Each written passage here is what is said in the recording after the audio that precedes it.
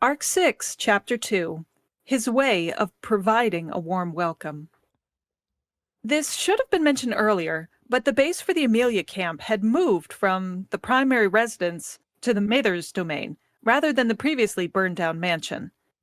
That being said, the layout of the mansion was the same as the previous one, with the main building in the center and the west and east wings on either side of it.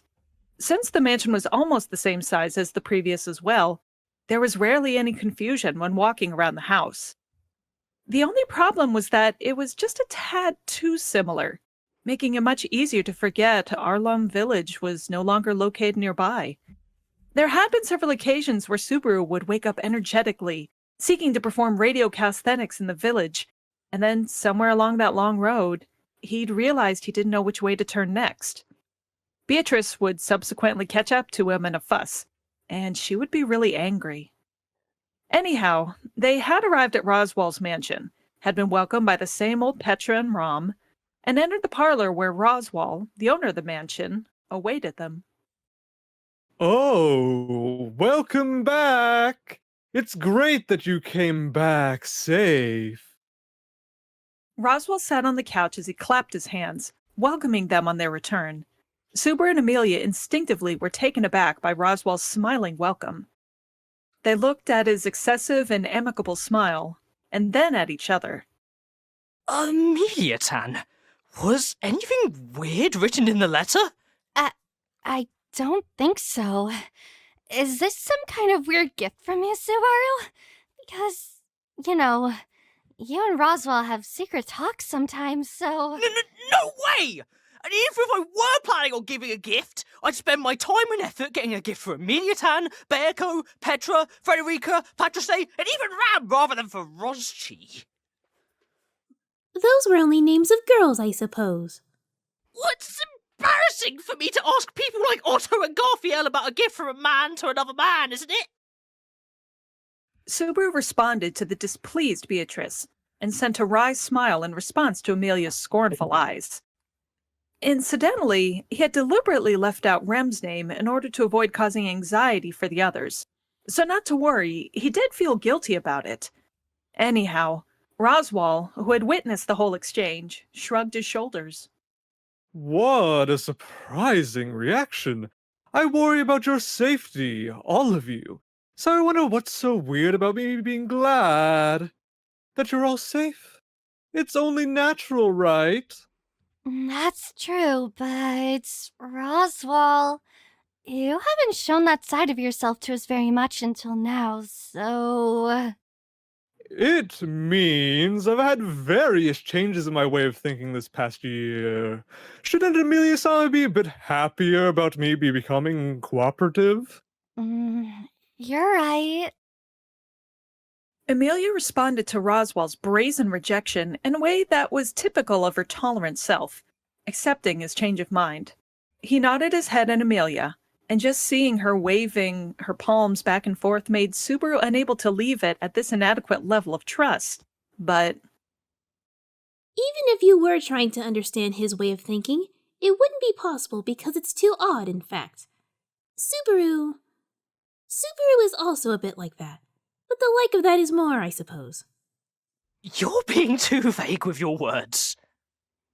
Stroking the head of Beatrice, who seemed to have chosen to put in vague and senile words into her remark, Subaru now stepped into the parlor, following Emilia.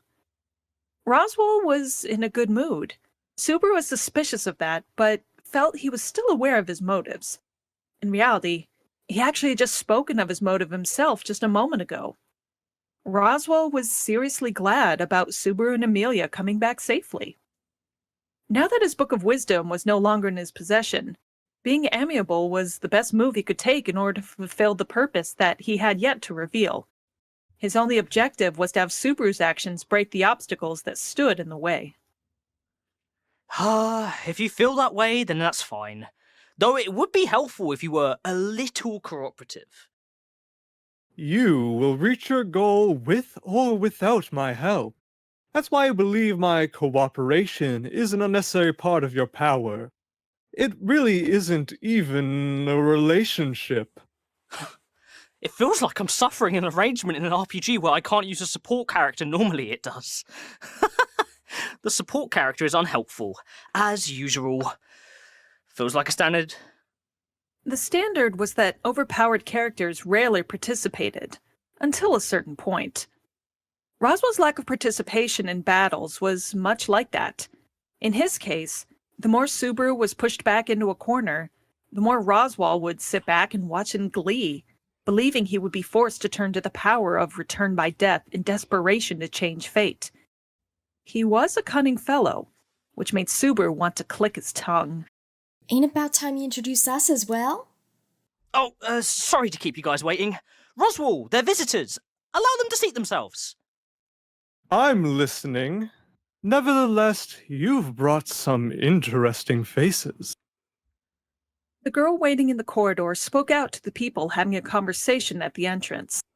Subaru let out a light apology to them, and then made a hand gesture towards Roswaal, who was sitting at the couch, signaling him to let them in.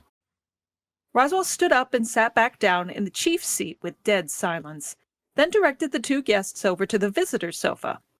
Subaru and the others slowly took their places on the sofa facing Roswaal. Welcome, you have come so far. The last time we spoke to each other face to face like this was at the recognition ceremony. That's true. Also, it's not like we'd spoken to each other in a proper conversation before. This essentially feels like the first time we'll be speaking to each other.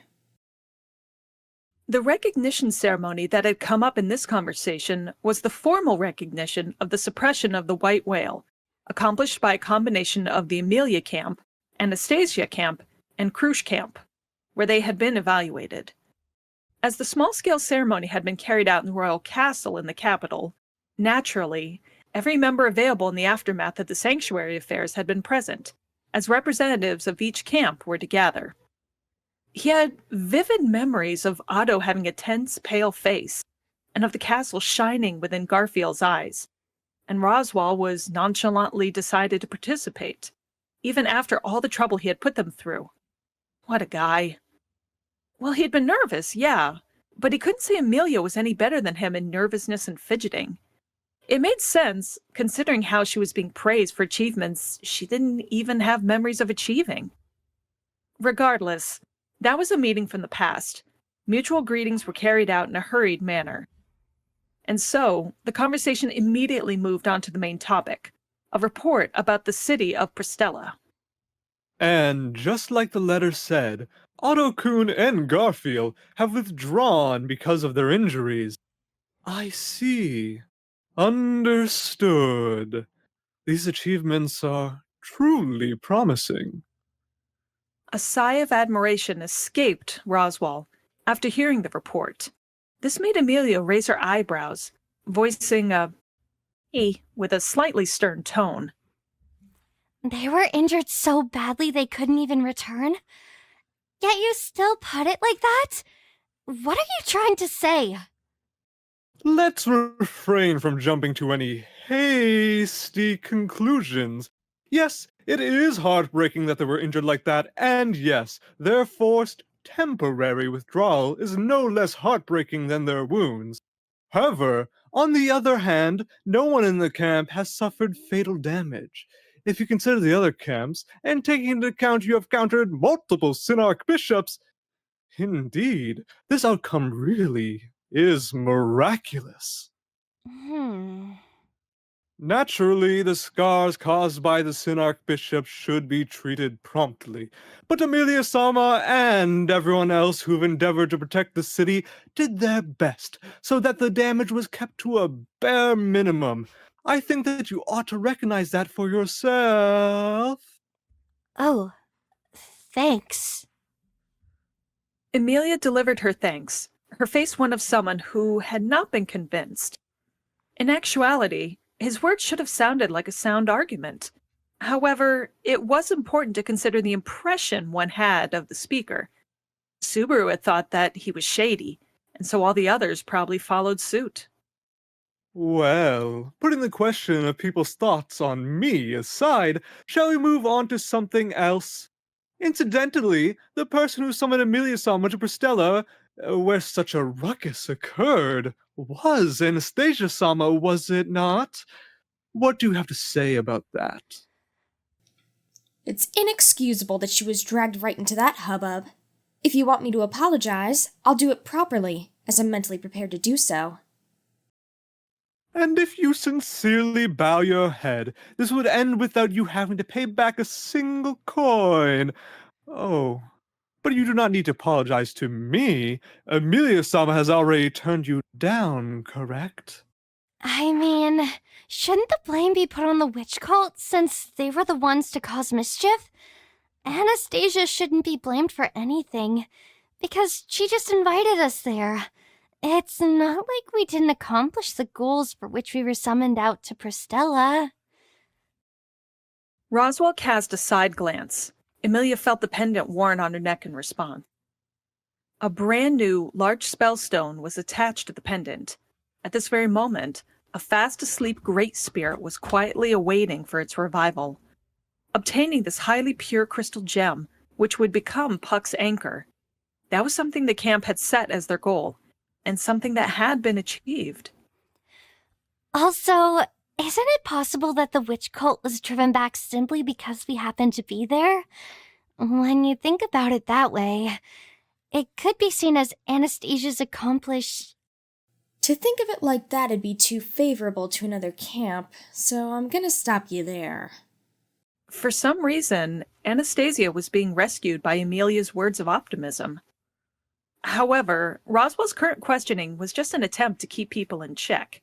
In fact, it was plausible that most of the witch cult's targets had been brought into Pristella by Subaru and the others. If that were to be pointed out, there was no doubt the atmosphere would become heavy because of the evil of the witch cult. Thus, it would be in their best interest to solidify the opinion, "Let's work together! The witch cult blows!" The other three camps have already agreed on that. One Sin Archbishop was killed, and one was captured. Man, one thing was happening after another with the witches' cult. Though, their organizational skills are a tad dubious. In their case, they're a group of outlaws. Words such as cooperation and unity have no bearing on them. Even if all their allies are slain to the last, that won't be a cure to a madman's lunacy. I can agree with that. Roswell's opinion was the same as Subaru's, so it was probably the correct one. The so-called organization of the witch cult was now more of a ragtag gang of lunatics rather than an actual organization. They could not bring themselves to be naive now that they lacked organization. They would not be obedient from now on, simple as that. The remaining gluttony and lust brutality would never be stopped. That's why we need a countermeasure. Today's agenda is related to that. Making contact with the sage Shala. I know that it's not going to be easy, but there's no choice but to try it as long as we can't come up with any other measure. They've come off as all-powerful, or rather all-knowing. If the sage is really like that, there's no harm in just trying to talk to them, right? Although, everybody in the past couple hundred years who's tried that ended up suffering a big loss by paying with their lives. He presented this common knowledge, and it certainly was a disturbing view of the situation. However, they had something up their sleeves for that reason. When Subaru exchanged looks with Anastasia, she replied with a gesture of slight acknowledgement using her chin. Then, There's where I come in. Fortunately, I've got a way we can make it to the Sage's watchtower safely, so there ain't a reason to worry about getting lost. Does that calm your worries? Well, should I truly believe your words just because? First of all, if you do have this method, the people who would pay a great sum to know such a thing are many. So why are you the only one aware of it? Money's certainly important to me as a merchant. However, there are things in this world that money can't replace. This is one such thing. hand upon her thin chest, Anastasia, Aridna, proclaimed that with pomp. Despite the fact she was only pretending to be Anastasia, Her word had a wondrous power, a power that astonished even Subaru, one who was aware that it was not her true self at this moment. Being faced with that, Anastasia, Roswaal responded by closing one of his eyes, glaring at her for a brief period with only a single yellow eye. Oh my. This is why it's difficult to deal with those who are cognizant of both fighting and gambling. I'm sure Emilia has already agreed to this anyway. I'm sorry for making these decisions all by myself, alright? But you won't stop taking these decisions of your own accord. It is fine, however. You'll dare to proceed in choosing this thorny path. That's where he comes into frame as well. Roswaal retorted in a half-hearted manner, as though he was interested in how they would get there after all. This was because he was now the hope that replaced the Book of Wisdom for Roswaal. The more difficult a road Emilia had chosen, the higher the hurdles Subaru had to overcome. Anyways, according to Anastasia's information, we'll come across some sort of desert, although it will take a few days. It is not some sort of desert. It is the Auguria sand dunes. You have had this mistake corrected so many times so far. Why can you not remember it?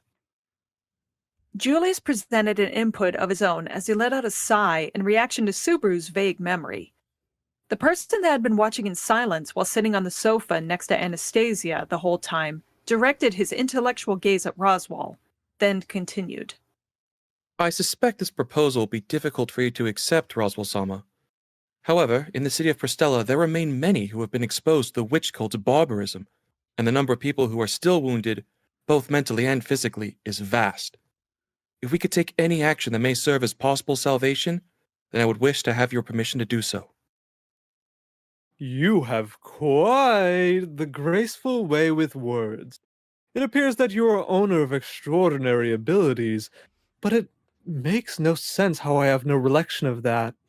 Which means, that. Right?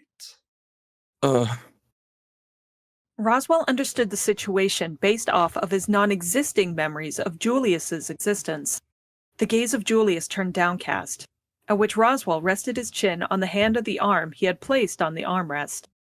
Then, loosening his lips with a sense of cheerfulness, he said, You've been forgotten by everyone because of the authority of gluttony. It feels like you've been left behind by the world. In order to break out of the conundrum you find yourself in, you're looking to pursue the thin amount of hope that the sage Shala. You do not need to make excuses on how it is for everyone else, you know. By no means am I doing this for selfish reasons. I'm not blaming you. It's actually a natural thing, and so I find that way of being preferable. Everyone feels more desperate when it's about yourself than others. If other people were to be saved as a result of your actions, there's no need to deny the sense of satisfaction, accomplishment, and superiority it brings your spirit. Julius's face stiffened as Roswaal continued slamming him with word upon word. Under his clown makeup, the smile on his face turned even deeper. And, even more, if you save yourself, then there's a high chance that other people will be similarly saved as well. You don't need to feel any guilt for acting in the name of the greater good, right? Margrave Mathers, may I ask you to stop there?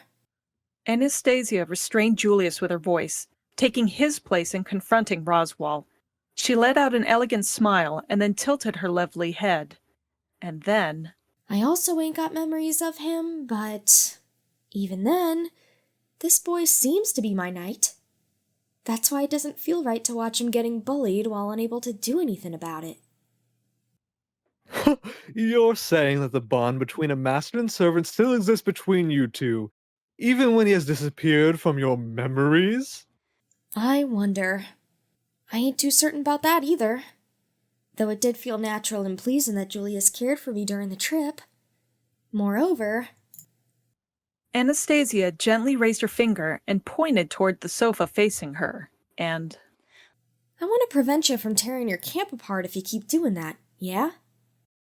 My oh my. In response to Anastasia's point, he looked at Subaru, who was on the verge of eruption, and then promptly shrugged his shoulders. Subaru was on the verge of shouting. Naturally, Emilia and Beatrice were on the cusp of doing so as well. Raising both of his hands in surrender, Roswaal made a statement. Okay, I'm sorry about this. Though, I do think that I was just pointing out the possibility of a certain aspect. That was unnecessary. You really need to stop fucking around. Is that so? You will come across people who don't care about how many people benefit from the outcome, and distrustful comrades who bring you down with abusive complaints. It seemed like you weren't aware of that possibility, so I just thought to advise you to anticipate it. Not doing this for someone else's sake, but for one's own. As a matter of fact, Subaru was experienced in being berated for such actions, which remained in the form of a painful wound. That had been what he had told Emilia at the royal castle, that he was acting for her sake, but her response was that he was acting for his own sake. As a result, he would never be able to forget the heartache that ensued. That was a definite truth. However, whether that had been the truth or not, there often would be times where people would mention it with the intent of hurting him. But that did not mean that... It's not as if the feeling of accomplishment decreases depending on the amount of people who approve of one's actions. As if this person is like that. Stop it. It cannot be helped, right? Because unlike you, I'm not familiar with his personality. Although, your relations with him doesn't seem like the sort people would have after only a few days of a trip. Roswaal turned to Subaru, who was about to lose his temper.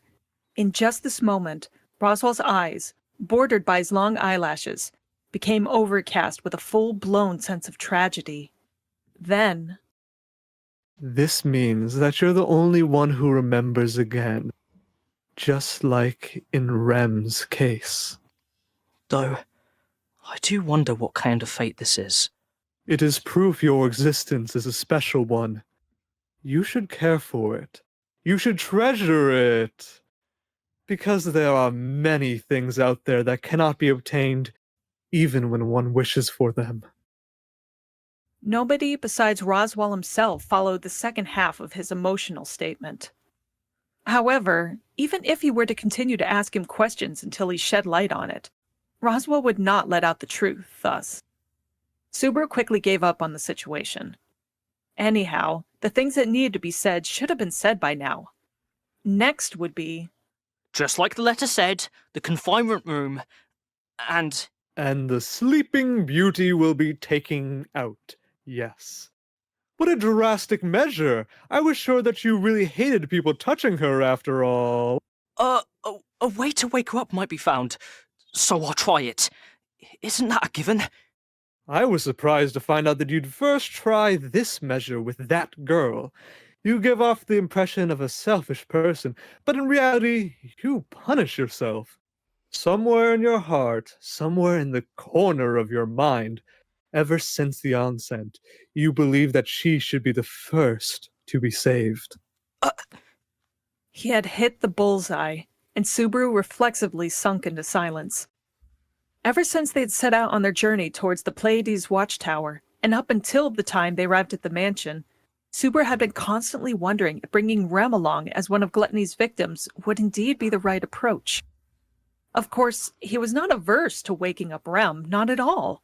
If there was a possibility that she would wake up, he wished that she would awaken as soon as possible, even if just for a day, even if just for a second. However, the certainty of Natsuki Subaru being the one to do it was a different matter. All those people in the city of Pristella were suffering the same kind of damage as Rem, a situation where those who were sleeping were not even taken into account by their own families, unaware their existence had been stolen. The more Subaru thought about it, the more he felt like piercing of a strange wedge in his heart. It was the feeling of guilt from saving her first over a multitude of other people. This was why he had hesitated this time around, on the subject of bringing Rem out, but I've already convinced Subaru, so there's no problem. My. This is quite surprising. In the place of the stricken silent Subaru, the one replying to Roswaal was Emilia. Turning his gaze to Emilia, her chest puffed up with pride, Roswaal quizzically closed one of his eyes. You say that, but wouldn't her awakening be troublesome for Emilia-sama?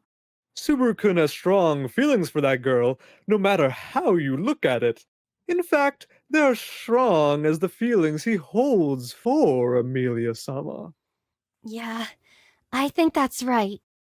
Subaru will devote himself to the girl for a while, and he might stop caring about me as well. No way! Under no circumstances would that... Happen. It should not happen. His feelings towards Emilia had never wavered, and he swore they would never either. However, a different part of him possessed intense feelings for Rem.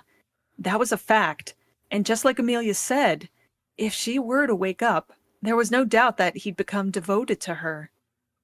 However, Emilia turned to Subaru with a, "It's fine," then resumed her words. If Subaru turns away from me because of that, I'll just try my best to get him to look at me this time. It would bother me for Subaru to leave now, so no matter how cute or enamoring Rem is, I'll make Subaru turn back to me. Emilia-tan? That's my resolve, and that's what I have decided. And nobody will complain about you saving her, so it's fine. Let's wake up Rem. Emilia supported Subaru's decision with her strong words.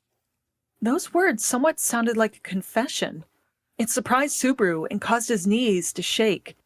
On many occasions, Emilia had told him things that sounded like affection. That had indeed happened, but in none of those times did she go over the level of deep affection.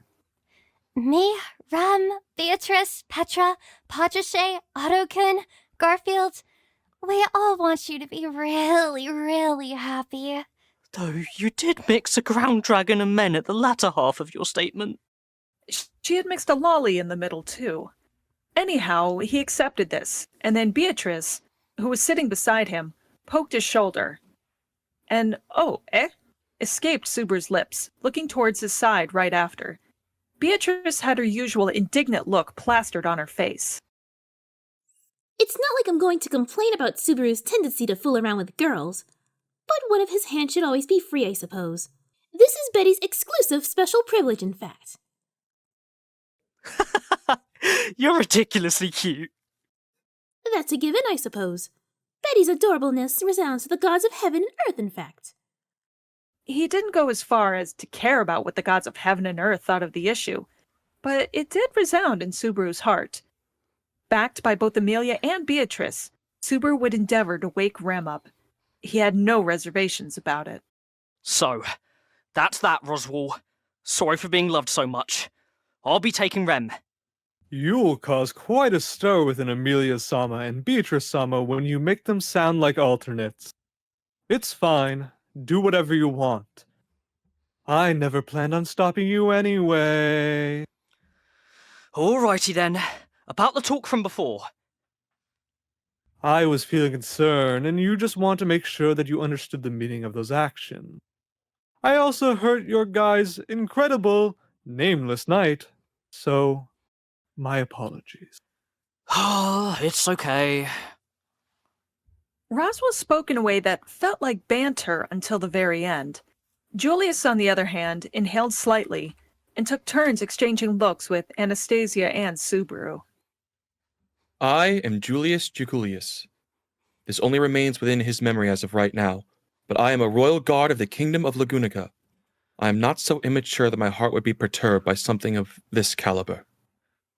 He makes his declaration in such a manner, a splendid job of brushing aside the pestering from the wickedly evil mage. Still a little shaky, though. Just whose side are you on, really? I feel like I've been stabbed in the back just now. He sneaked in his last statement just after their conversation had been brought to its conclusion. The conversation had ended, and Subaru and the others had left the parlor. They were heading towards the confinement room that resided in the east wing of the mansion. Over there, they would come in contact with a person who was possibly one of the key factors in reaching the Augria sand dunes. A year prior to this, or thereabouts, a person had been brought along with the residents of the mansion's migration and had been kept inside the confinement room ever since then. That really was not the type of acquaintance one would wish to come in contact with, nor was it really safe to do, but... I'm really wondering what kind of results they'll bring, making me have those sorts of expectations. I wonder if they've perhaps influenced me yet again. Roswaal rested the weight of his back onto the sofa, sinking deeper and deeper into it as these words trickled out of him. One person was left in the parlor. The sorcerer thought over the lingering memory of the previous discussion, had someone come to mind, and then let out a slight laugh. Then... Does this mean that I'm becoming one of his favorite members too? What do you think? You sure say some disgusting things, I suppose. Is what I think, in fact. You really have no limits to the point it's frightening. There's no other way to put it, I suppose. It's not like I lack principles to go as far as to get close with him with this body. You were just a woman before as well, in fact. Betty is just adequately staying on guard, I suppose. Roswaal made an increasingly cheerful smile, and then the little girl who had responded to his statement, Beatrice, began playing with her own hair by pulling on it, keeping a composed expression.